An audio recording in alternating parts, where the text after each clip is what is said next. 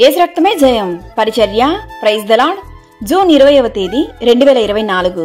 ఈరోజు దేవుని వాక్యము, మరణము వరకు నమ్మకముగా ఉండుము, నేను నీకు జీవ కిరీటమిచ్చెదను.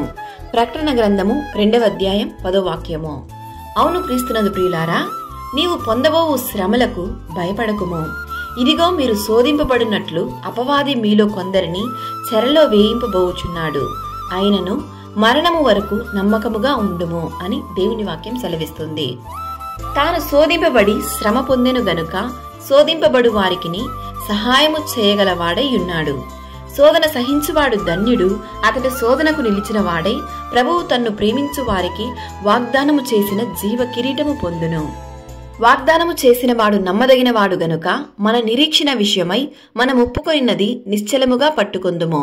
ఈరోజు ఈ వాక్యం వింటున్న ప్రియ సహోదరి సహోదరులారా, విశ్వాసము లేకుండా దేవునికి ఇష్టుడై ఉండుట అసాధ్యము.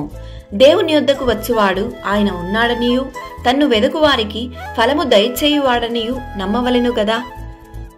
మరణము వరకు దేవుని యందలి విశ్వాసము నమ్మకము కలిగి జీవించదము.